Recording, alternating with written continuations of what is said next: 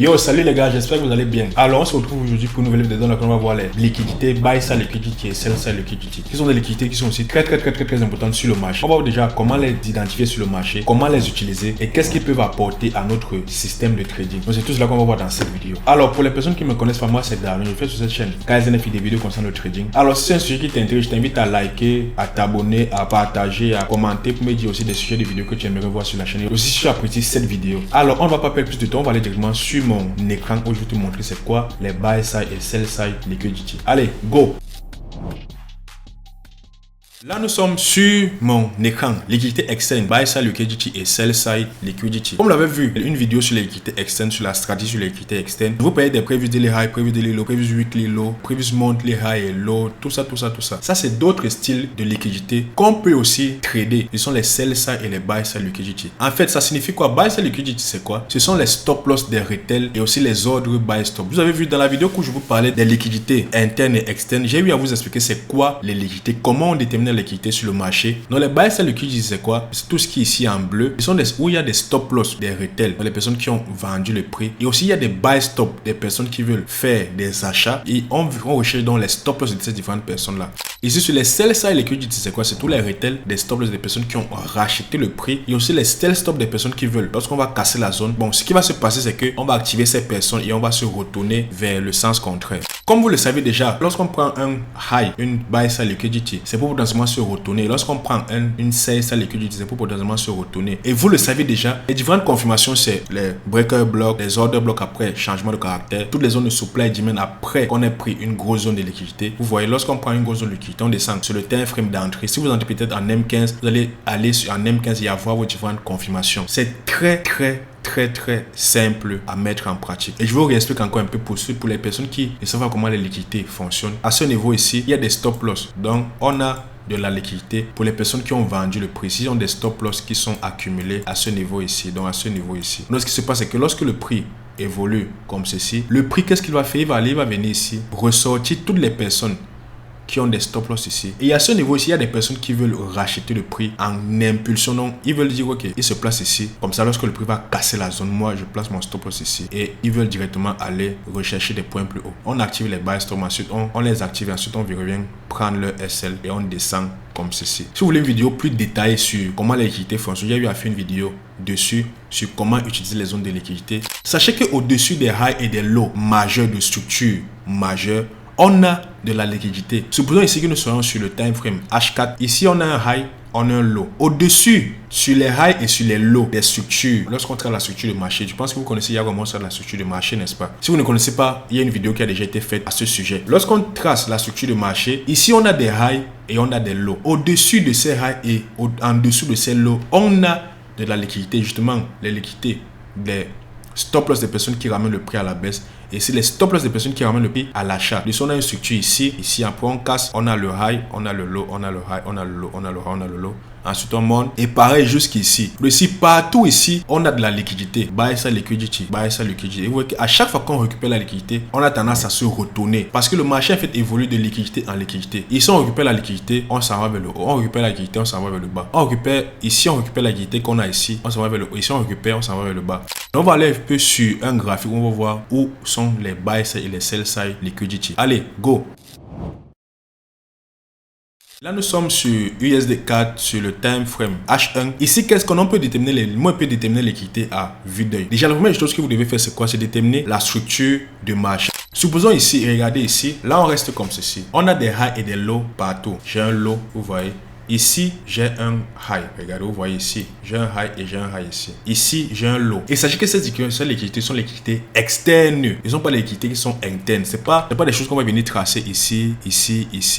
Non. Ce sont les liquidités externes qu'on voit vraiment et qui sont faites sur une bonne période de temps. Donc ça, il faut qu'il y ait un bon intervalle de temps où on n'a pas récupéré la liquidité comme ceci. Par exemple, ici, c'est une zone de liquidité. Ouais, ensuite, ici, d'ici à ici, une bonne période de temps. On a une nouvelle zone de liquidité ici. Ici, encore ici, il y a ici une bonne période de temps. Ici, on a une nouvelle zone de liquidité. Ici, on a notre buy side liquidité. Vous voyez qu'ici, on est venu récupérer la zone de liquidité à ce niveau. Ensuite, qu'est-ce qu'on a? J'ai une zone de sell side liquidity à ce niveau. Ici, j'ai SSL. En plus de cela, je vois encore une zone haut. Vous voyez la même zone que moi. Ici, j'ai une nouvelle zone de liquidité. Qu'est-ce qui s'est passé? Ce n'est pas anodin. On avait une zone de liquidité ici, on est venu la récupérer et boum, on est reparti dans le sens contraire. Pareil, ici on avait une zone de buy side liquidity de BSL, on est venu récupérer et boum, pareil. Pourquoi? Ici, comme ceci, on a des stop loss de toutes les personnes qui ont vendu le prix comme ceci et on a activé les buy stop. Les personnes qui ont mis des buy stop ici, on leur stop loss quelque part ici et on les active, on les sort à SL, on récupère la liquidité, on revient encore et on récupère notre zone de liquidité ici. On aurait pu revenir loin ici récupérer, faire notre confirmation et repartir dans le sens contraire, mais ce n'est pas ce qui s'est passé. Par contre ici, on a une nouvelle zone de liquidité. Même ici, regardez, ici, on a une zone de liquidité ici. Il y a de la liquidité partout sur le marché. Maintenant, c'est à nous de savoir comment on gère cela. C'est à nous de savoir comment on va trader ces différentes zones de liquidité là. Pareil encore, regardez. On a un high pertinent ici. Qu'est-ce qui se passe? Regardez. On a de la liquidité. On prend la liquidité. Qu'est-ce qui se passe? On a buy side liquidity. On prend la liquidité et on se retourne. Ici, encore, on a une zone de liquidité. On a un high pertinent surtout. Ici, on n'a pas récupéré la liquidité. Mais ici, qu'est-ce qu'on fait? On a des equals ici. Buy side liquidity. Ici, on récupère la liquidité et on se retourne. Ici, on a eu une zone de liquidité. On n'a pas récupéré. Liquidité externe. On a une zone ici. On a récupéré la liquidité. On est remonté. Ensuite, on a fait une impulsion ici. Et ici aussi. Ça, c'est sur du H1. Et là, peut-être pour prendre des positions en M15. Maintenant, sur d'autres time frames, vous n'allez pas déterminer la liquidité en 8 pour partir trader en M1. Non. Si vous déterminez la liquidité en H1, H4, des zones bien pertinentes pour trader en M15, M5. Et ici encore en dessous, on a une zone de liquidité comme ceci ici. Vous voyez, partout il y a de la liquidité. On a une liquidité ici, on a un high ici, ici, on a un low ici, on a un low pertinent ici. Longue période de temps, on a un low ici, on récupère le low et on se retourne. Ici, on a un high pertinent ici, on récupère le high, mais on a encore très bien évolué ici. Pareil ici, regardez, on a une sell side liquidity, on récupère à ce niveau ici, et regardez encore ici, regardez, on récupère encore une autre zone ici, regardez, on récupère, et le mouvement va évoluer. Pareil, on a de la liquidité vraiment partout sur le marché. Buy side liquidity. Et ici, buy side liquidity. Le principe, il est simple et ça a toujours été la même chose. Lorsqu'on prend une zone de liquidité, on attend une confirmation pour se positionner. Ici, lorsqu'on prend la liquidité ici, vous voyez, j'ai dit, lorsqu'on récupère la liquidité, on s'attend pour le moment que le prix s'en va vers la hausse. Et la confirmation qu'on attend, c'est quoi? C'est en lower time frame, là nous sommes sur H, en lower time frame, soit en M15, on attend pour le moment quelque chose comme ceci. Après la prise de liquidité, un short et on s'en va vers la hausse. Lorsqu'on prend un high, on s'attend pour le moment à quoi? À quelque chose comme ceci. Boum. Et on vient, on se positionne comme ceci. Regardez, je vais faire quelque chose ici. Je vais un peu venir couper ici. J'ai l'impression qu'on a eu une très belle position ici après la prise de cette zone de liquidité. On a eu pas mal de temps qui s'est déroulé et le prix a bien contracté. On a récupéré une belle zone ici. Une chose que je dois spécifier, c'est que dans certains cas, les buy side liquidity, sell side liquidity confluent avec les previous daily low, previous daily high, previous weekly low, previous monthly high. La plupart du temps, ça conflue, c'est pareil. Juste que parfois, les previous monthly high low ne sont pas dans les mêmes zones. Et là, on parle de buy side liquidity. Je vais descendre un peu en M15. Lorsque je suis en M15 ici, qu'est-ce que je remarque? Je vois ceci, regardez. J'aurais pu avoir une confirmation d'entrée où on a le low ici. Bim, bim, bim. Ensuite, on a la cassure. Ensuite, on a le sweep à ce niveau. Donc, j'ai le sweep. Le sweep se fait loin ici. Donc, j'ai le sweep ici. Et j'ai quoi? J'ai une zone d'order block quelque part où j'ai mon order block ici, à ce niveau ici. J'ai une zone de demand M15. Et vous avez vu, je parlais comme les blagues. Et là, vous voyez, ça conflue. Regardez. Ici, nous sommes mercredi. Et ici, nous sommes quand? Nous sommes mardi. Oui, là, nous sommes lundi. Le low de mardi, où il est ici. Et le high de mardi, il est ici. Et là, nous sommes mercredi. Vous voyez que là, cette sell side liquidity conflue avec quoi? Avec le previous daily low. Et là, on a quoi? On a une belle zone qui se trouve où? On a le low ici. Et on a le high ici. On a une belle zone de demand qui se donne dans la zone d'OTE de la structure qu'on a ici. La structure, c'est de ce point-ci à ce point-ci. Voici le low qui ramène la cassure qu'on a ici. Et le prochain high, c'est ici. Donc, qu'est-ce qu'on aurait pu faire ici? C'est de se positionner ici, comme ceci. Mettre le stop loss, nous protéger. Voici le low qu'il faut qu'on protège, nous protéger. Ici à 10 pips. Et là, qu'est-ce qu'on aurait eu? Vous voyez qu'on peut venir target de cette zone de buy side liquidity encore ici. Là, vous voyez, on a un M15 et on a une grosse zone de liquidité ici. Là, le prix évolue très bien. Vous voyez que le prix évolue. Et là, le prix récupère une nouvelle zone ici. Vous voyez que le prix récupère une belle zone et il y a toujours une certaine réaction. Même si on n'a pas eu la confirmation, on a certaines réactions ici pour sortir les personnes qui ont mis, regardez. Comme j'ai dit, on a une buy side liquidity ici sur du M15. Ici, on a une BSL ici sur du M15 à ce niveau ici. On a quand même la réaction. Donc, on sort les personnes qui ont les stop loss ici et on active les buy stop. Ils ont placé les stop loss quelque part ici. Lorsqu'on les active comme ceci, on revient, on les sort avec le mouvement impulsif qu'on a eu baissier avant de repartir vers la hausse. Toujours la même chose. Toujours la même chose. Et ici, qu'est-ce qu'on a? Partout où on prend une zone de liquidité, il peut potentiellement avoir une certaine position qu'on peut prendre tout en attendant nos différentes confirmations. Et je pense que les confirmations, vous le savez déjà. J'ai déjà eu à faire pas mal de vidéos à ce sujet ici. Pareil encore ici, regardez. Cette grosse zone de liquidité ici, externe, regardez. Cette grosse zone de liquidité qu'on a ici et qu'on n'a pas encore prise. Le prix s'est bien déroulé.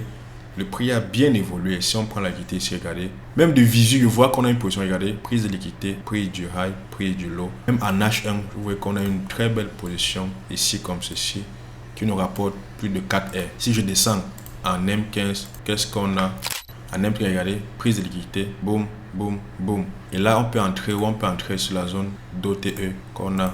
Et voilà la zone d'OTE. On peut même entrer sur cette zone ici. On peut entrer ici à ce niveau, au milieu de la zone d'OTE ou alors au niveau de la zone d'OTE même, comme ceci est. On se positionne au niveau de ce high. Et là, on a quoi? Le prix évolue très good. Donc en fait, c'est ça. Ne vous dites pas que les non-buy, ça, liquidity, sell, ça, c'est pour compliquer les choses. Non. C'est toujours des zones de liquidité. Donc on a vu, le prix évolue bien et c'est tout en fait. Vous avez vu, on a de la liquidité partout sur le marché. Pareil encore ici, regardez, on a pris cette zone de liquidité et on prend la liquidité, on se retourne sur tous les high et low majeurs d'abord de structure majeure, on a de la liquidité.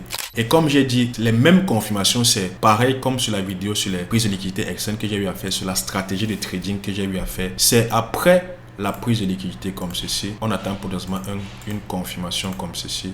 On vient réagir ici, on va target une autre zone. On se place sur une belle zone comme ceci et on va target notre zone. Sachant qu'on a réagi sur une zone d'order block qui détenait de l'imbalance et on a pris une belle zone de liquidité. Donc comme j'ai dit, on peut utiliser cette zone comme point of interest, comme c'est le cas ici pour prendre des positions. Comme aussi, on peut l'utiliser comme zone de target, sachant qu'on va venir prendre une certaine zone de liquidité. Comme ici, on peut potentiellement prendre une position ici, comme ceci, je place mon ordre.